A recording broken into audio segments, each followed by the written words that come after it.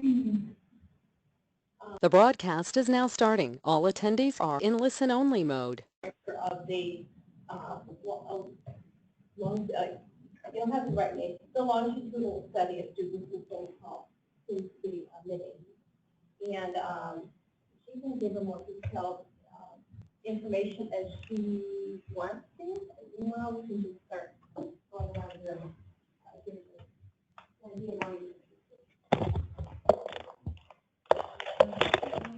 Yes, I'm Justin Clark. I'm the National County Manager's Policy Analysis and Planning Division. I'm part of the Research Analysis Committee on the county's youth continuum scale. My name is Meg Lowe. I'm with Dakota County Community Corrections.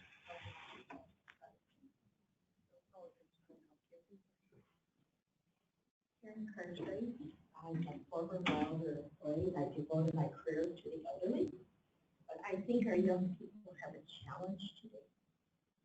And I'm interested in all age groups, but especially our young people. Young people become older people, and what happens to young people affects what happens to older people.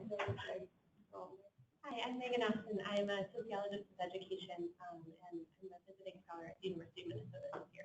I've been around a little bit, but I'm more in the population center.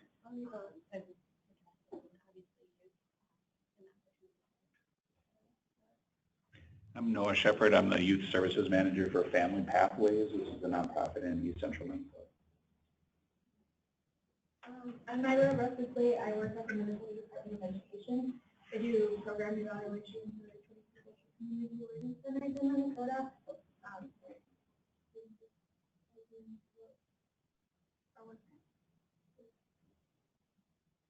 My name is Emily Krumberger. I'm a youth worker. Right now I work at Simpson Housing and will be a youth advocate for youth who move into their new youth building in Edina Public Services West for 18 to 24-year-olds in May.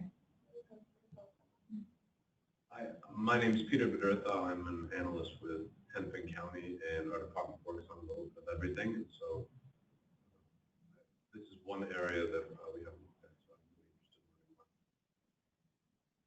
more. And Carol's Yeoman, but Peter's one of my new colleagues, and this is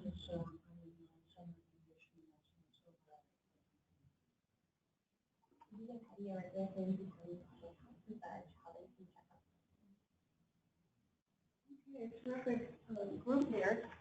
Well, I'm Sarah Mortimer, and I'll tell you a little bit about my background before we get started.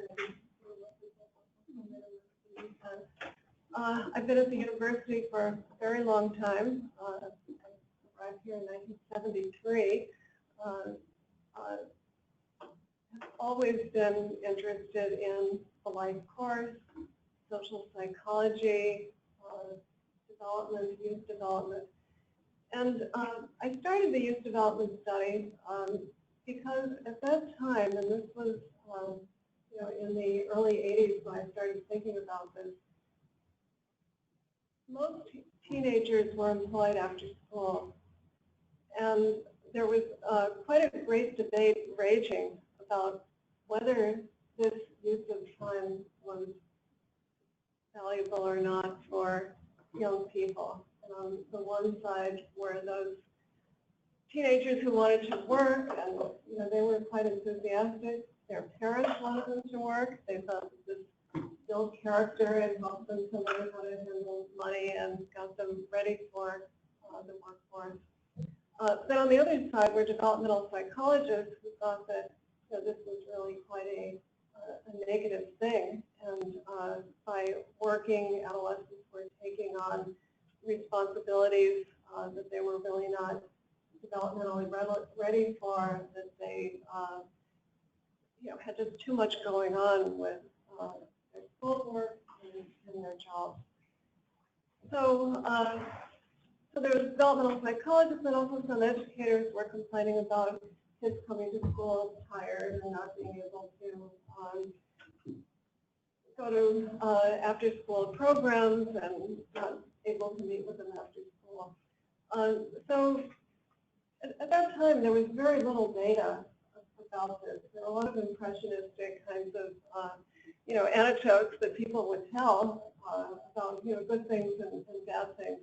But that's how the youth development study got started. And I tried to contact a number of school systems to see if they would let me in to, do some research. And it was the St. Paul public schools that provided access. And this was really great. Schools at that time probably still complained about how many researchers wanted to, come in and take up valuable classroom time with, their various surveys, and then they would leave and they would never hear from them again. But St. Paul, public schools were interested in this issue, and they thought that it might have something to do with school dropout. And so they let us in for the first 4 years, and actually gave us a whole school period to, administer our surveys, and then after that, we just kind of kept going. I wrote a book called Working and Growing Up in America that was published in 2003, and that really addresses the whole issue of adolescent work experience and its, short-term and some long-term consequences. But that's not what I'm here to talk about today. In fact, it's kind of ancient history now, because today not very many teenagers have jobs after school. It's very tough to get jobs, and some of the kinds of jobs they don't exist anymore, and other things, they compete a lot with, older workers and others. So, so I'm kind of leaving that behind and looking at other aspects of time use, which I'll talk about today. Maybe it's good to start at this point. Okay, well, first let me just acknowledge my collaborators, neither of whom are here. Because for some reason, all the collaborators didn't come up here. I'm not sure why. There are in my slides, but let's not worry about that. I hope in my subsequent slides they're all here. But it's Jasper Jogman, who was a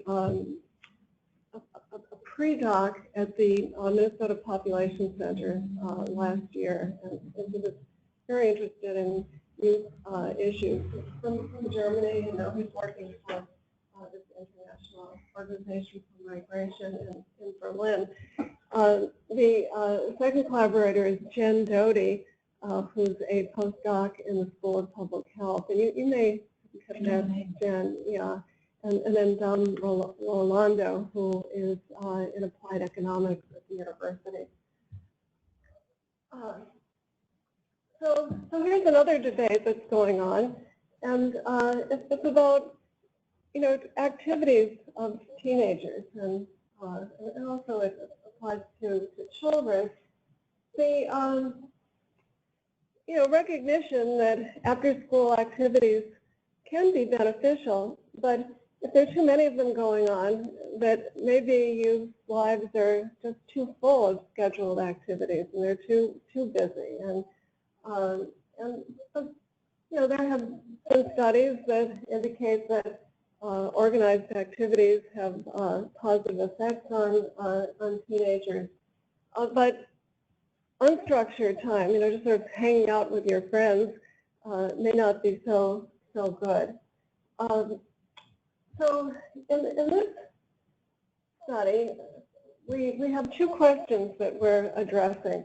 One is, does time use contribute to resilience for at-risk youth over time?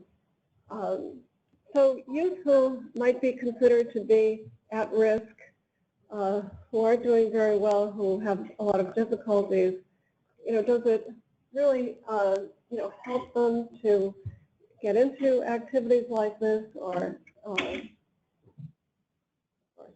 spend time on homework, or time with peers? And then, but then what else? Also, what about those who seem to be fairly successful at first, and does time use kind of help them to stay that way, to stay on a positive trajectory, or do some aspects of time use kind of lead them off track and get them into into trouble. So we're kind of looking at this not just with respect to the at-risk youth, but also those who might be considered to be doing all right and not really require a lot of attention. So, first of all, homework and extracurricular activities, they provide structure. Some things they enhance exposure to protective kinds of things. Oh, hi, Jan. Hi. Jody. This is my collaborator. I just introduced you. Oh, hi. I was on a phone call that was running late, so I apologize for being a little late. Yeah. So Jan has prepared most of these slides. This one might not look familiar because I added to some, but the pretty ones with the pictures were Jan's contribution. But anyway, they enhance exposure to various protective processes and building what economists call non-cognitive skills. So things like self-regulation and discipline, learning how to use your time, goal setting, achievement motivation. So if you have homework, you have to do homework, and you apply yourself and you're successful, then it could build all of these good things. Extracurricular activities provide opportunities for cooperating with others and engaging in sort of long-term activities like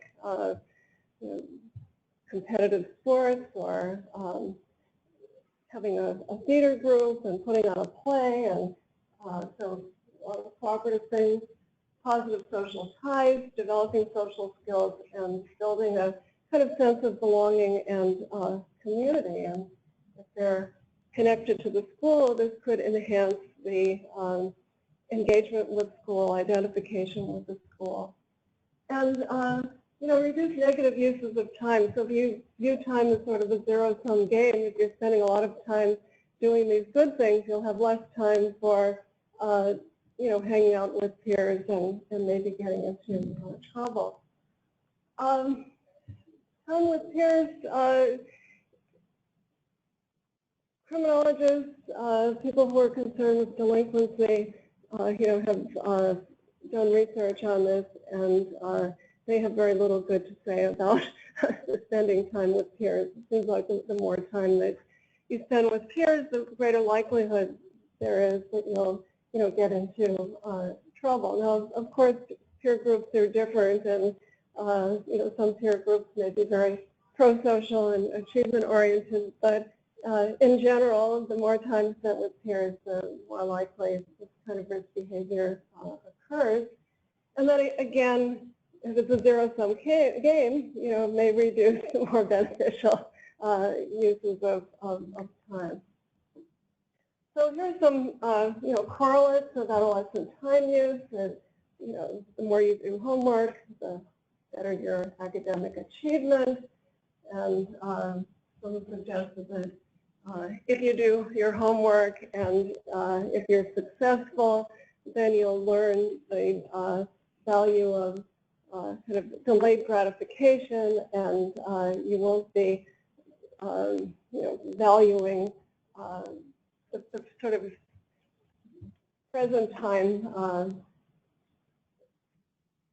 fun activities as much. Economists say that we discount the value of the long-term goals, and if you're really focusing on, your homework, then you learn that sometimes you have to delay gratification in order to get your grades, getting into college, a lot of long-term things. So reduce the time discounting. Extracurricular activities have been found to be associated with pro-social behavior and achievement, and benefits of these activities, but time with peers associated with increased risk. So most of these studies, are correlational, or they're kind of very short term, and it's hard to sort out, what's cause and effect, and that's a problem. So what are our contributions to this literature? First of all, we're trying to address differential effects. That is, does the use of time matter more for some students than others? You know, do extracurricular activities have a bigger payoff, say, for at-risk young people versus those who are, you know, already doing better? And then because it's a longitudinal study, we can examine both short and long-term effects through, and in this research, we transition to adulthood, to the mid-20s. So here are the differential effects. For less successful use, this time use enhanced the capacity to succeed despite initial problems, or to become resilient. So we're using the term resilience to refer to having positive outcomes despite initial difficulties. For those who start off more successfully and it's, you know, seemingly they're doing well, is time use protective, promoting continued positive adaptation versus getting into trouble and having difficulties later. So I think this is the only study that I've seen that really tries to sort out, you know, these kinds of differences, looking to see whether these uses of time have different effects depending on where you're starting out. Also, we're examining both short and long-term effects, so we can see what's happening during adolescence. And in this study, we're looking at grade 9 to grade 12, or age 14 to 15 to 17 to 18. So this is, you know, middle to late adolescence. And then through the transition to adulthood from the senior year in high school to age 26 and 27. Some youth turn their lives around despite difficulties in adolescence, and others flounder despite good beginnings. Sometimes the transition to adulthood is considered a time where young people can kind of make a fresh start, and they, you know, get out of school and they get into different kinds of environments at work, or they go to college, and they can change their associates, change their behaviors, maybe get away from dysfunctional families, and so on. So it's a time for potential change. So here are our hypotheses, and from what I've said up to now, I predict these. The time investments in homework and extracurricular activities will be positively related to the development of resilience and less successful students, and reduce vulnerability. So we're not really sure what the differential effects might be, and so we're just starting off thinking, well, maybe, you know, good things are good for both kinds of use. Unstructured time with peers will have negative effects, and the time used during high school will be predictive of what's coming later, both in adolescence and through the transition to adulthood. So is everyone with me up to this point?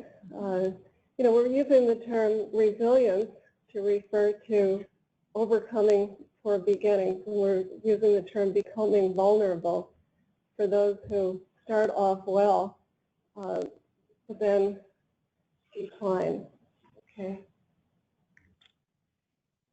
Okay, here's some basic information about the Youth Development Study. Started off with, you know, over 1,000 teenagers were recruited as ninth graders from a list of students all attending the St. Paul Public Schools. And started off with the first data collection in 1988. The last data collection was in 2011 when the youth were 37 and 38 years old. So this has been going on for quite some time. In this particular study, we're utilizing grades from data from grades 1 through 4 in the high school period. And then grade 12, 2000 at age 26 and 27. And by this time, 70% of the original participants were retained, which is really good for a longitudinal study of this kind. You know, one of the biggest problems in longitudinal research is keeping track of your sample. And we've had good cooperation, and by the time of the last data collection, we're still around 66%. So we've had quite a committed group. The samples that we have reflect the composition of the St. Paul Public Schools at that time. So it would be very different if we were going to do the study today. It would be much more minority populations. And at that time, the largest minority group was the Hmong. And so we had 11% of Hmong refugee children. And this sort of basic information about the parents. But this research reflects, what was going on among, most youth in St. Paul. It doesn't include the most wealthy who are going to St. Paul Academy or other private schools. These are, public school children. But importantly, since we're starting off at age 14 and 15, we're getting students who, have not yet dropped out of school. And if they dropped out, we still continue to follow them. Some studies, like the Monitoring the Future study, that begins in the senior year of high school, been criticized because we already have a kind of selected group because you're not including the dropout. So I think it's fairly representative as far as that goes. Our study is also unusual, and you might agree or disagree about the merits of this, but what we're trying to do is develop a kind of a holistic measure of success. And so we're considering educational, behavior, and psychological variables as indicative of success, as being at risk or successful at the outset of each period. So we're using latent class analysis, which is a person-centered approach. It examines variables and looks at their interrelations with one another and tries to figure out if there are classes that have distinct combinations of the variables that are input to the program. Is the general description. And so we're doing this 3 times, this analysis.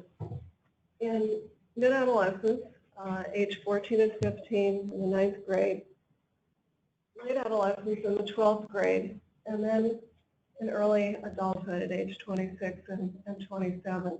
And we've identified indicators in the data that suggest success at each time that are stage specific. So we don't have the same indicators in adolescence and in adulthood because measures of success are different. What we mean by a successful 15-year-old would be different from a 26-year-old.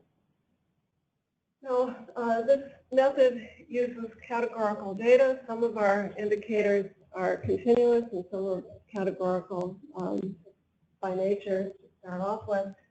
But we, in the case of continuous measures, we try to figure out what kinds of cut points would be useful in distinguishing someone who we might think would be at risk versus not. So it's set up in a way that, we're not trying to, single out the top performers or the most achieving youth and comparing them to others, but instead, considering what would be considered sort of normal success versus being in trouble or, being of concern, being at risk. And so in high school, in both the 9th grade and the 12th grade, these are the indicators that we used. And so, grades point average. If you're getting, at that time, I think at that time there was less grade inflation than there is now. But if you were getting a C+ or better, you'd be, thought to be doing okay in school. If you're doing less than a C+, then, a C or C-, a D, an F. And, you would worry about those youth. And then the second one concerns aspiration, and most youth then, as well as now, plan to go to some kind of college, be it 4-year or 2-year, and but 4-year college or more, less than 4 years of college. How certain they were about achieving their goals. If they thought they were certain, that would be positive. If not, negative. Whether they're using alcohol, whether they're smoking. And then we had an index of school problem behavior, which addressed things like getting in trouble at school, having to go to the principal, getting into fights, this kind of thing. Their future expectations, and this was a fairly long list of items concerning how well they thought they'd do in a number of spheres in adulthood. So whether they would be able to have a good job, being able to own their homes, income,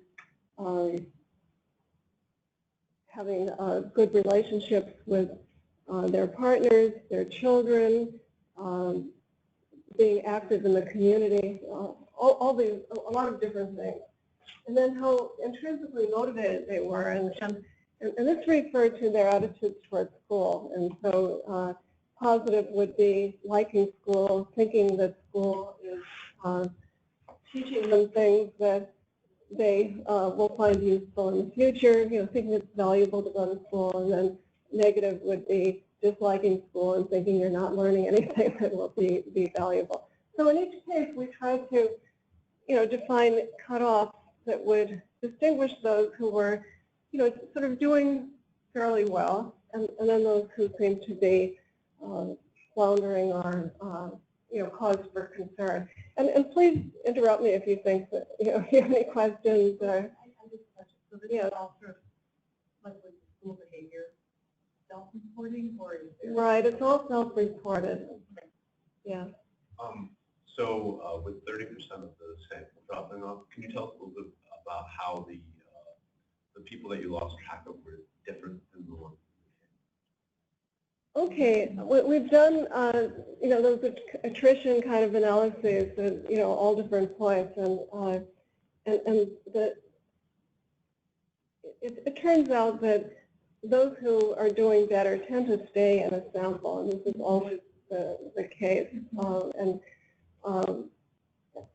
so, one of the predictive indicators was having neither parent employed in wave 1. And that was a predictor of dropout. We've had more dropout among minorities than among whites. But with respect to the social psychological kinds of indicators, we haven't found very much in the way of predicting of attrition. Yeah. This is a question about recruiting the sample in the first place. You mentioned that it was demographically representing the school district at that time for racism. Were the students who did not, or the families that did not respond to recruiting efforts, did you look at that at all? And I'm thinking especially in terms of English language. Okay, we did. We were very concerned about that. When we invited the families to participate, of course, when you start off, you hope you'll get it, everyone, but that's not the way it works. And but actually, 63% of the invited families agreed to participate. And that might not sound very good, but if you compare it with other surveys. You know, I've given talks about this, one at the Institute for Child Development and at the university, and you know, when I say 63%, they go, oh, that is so fantastic, because you know, one person told me afterwards that, you know, in their studies they, you know, typically get 10% or, you know, around that. And so then the question is, how are the 63% different from the others? And of course, you don't have a lot of information from other people, so you know, it's hard. But what we could do is look at the census tracts and the neighborhoods, and so we use that kind of data to see if there were differences in the socioeconomic characteristics, you know, of the neighborhoods, and we found very little in with respect to, you know, those kinds of differences. So that was reassuring. Let's see, what else can I tell you about that?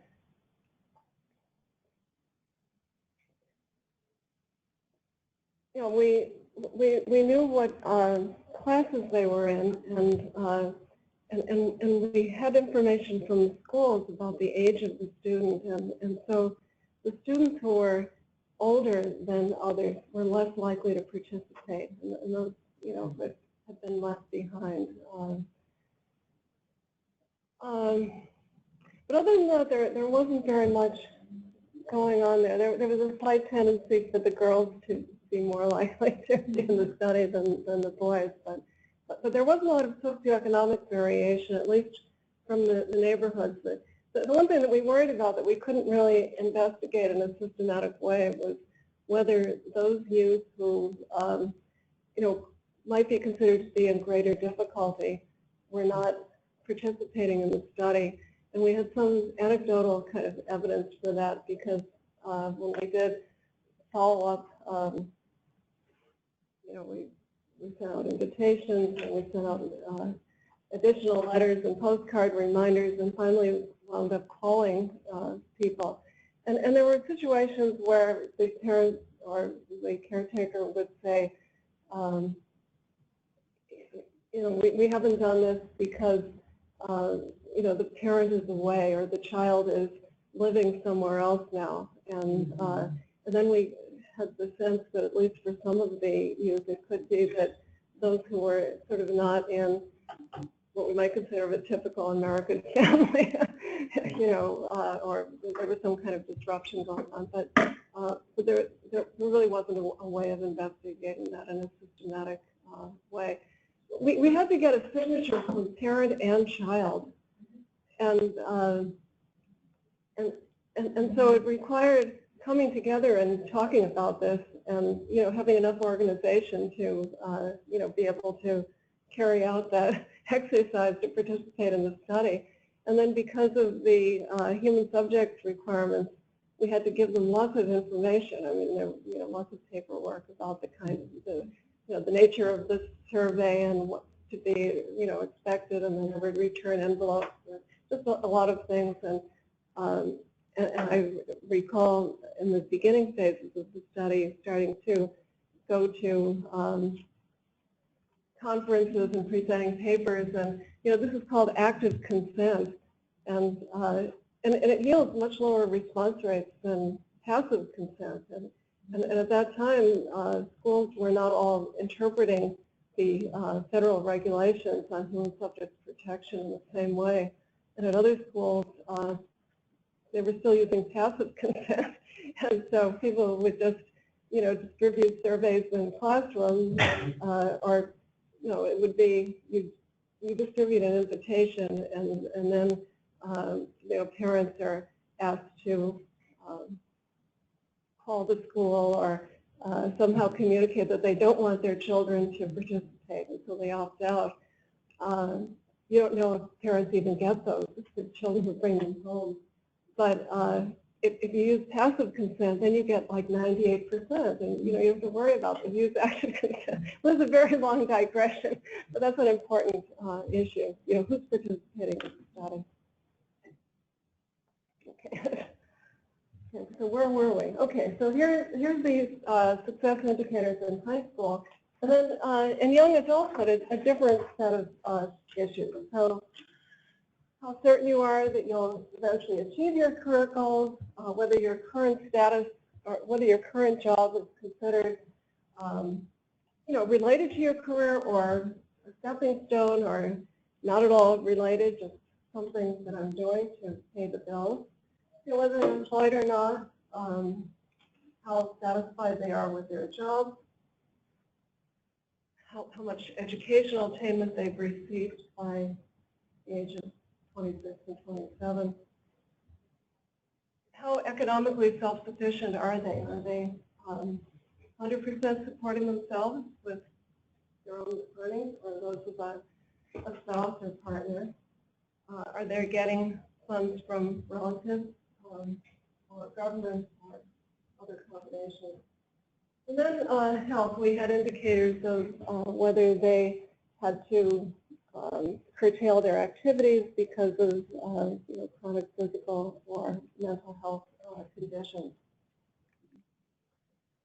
So this is just sort of a summary of how we're defining success in adolescence and adulthood.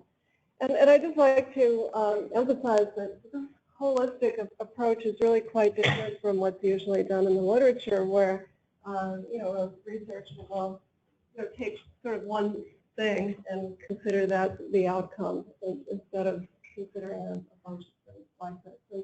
And so we did this analysis. We found that there was a successful and a less successful class identified by the latent class analysis. In young adulthood, there were three classes. One that was clearly successful, less successful, who were unemployed, and then other less successful. And just to simplify the analysis, we combined the two most successful categories because they were almost identical, except for the fact that one was employed and the other one wasn't.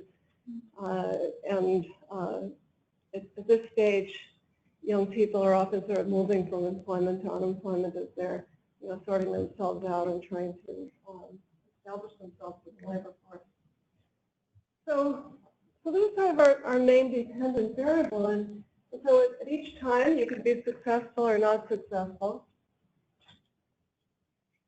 And some people are going to be successful all through the time period, and then it's stable, and that's sort of what we often expect in developmental research. People kind of stay the same. And then some will be unsuccessful.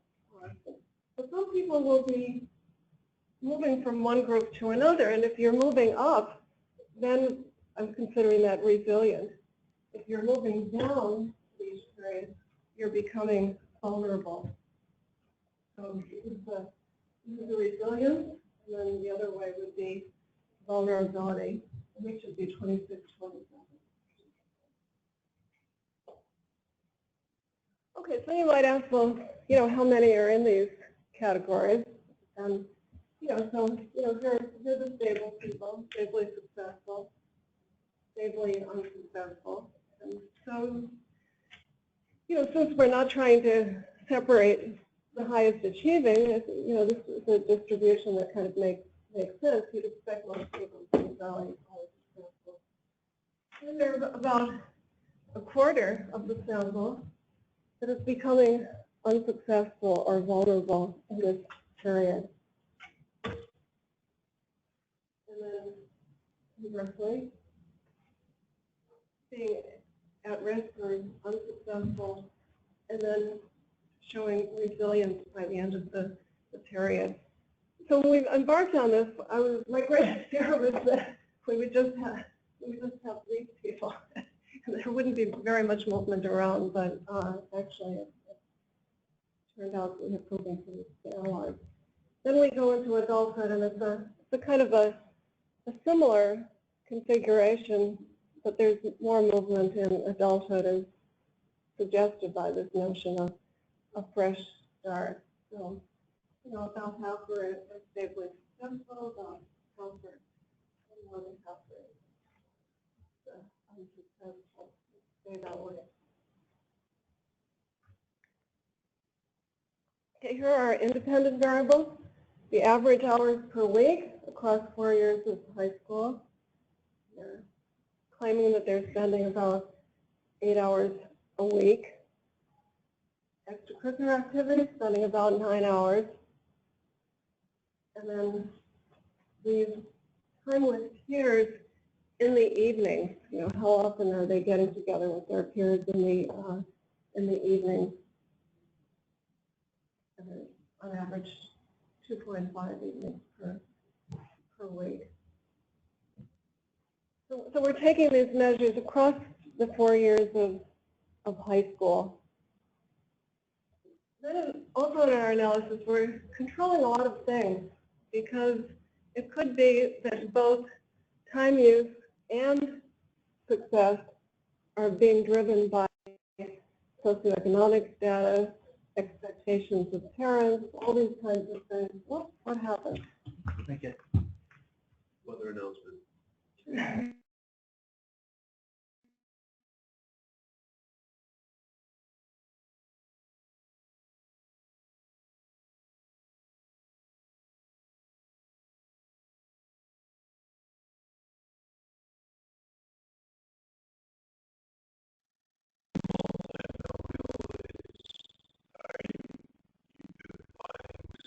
Yes, right.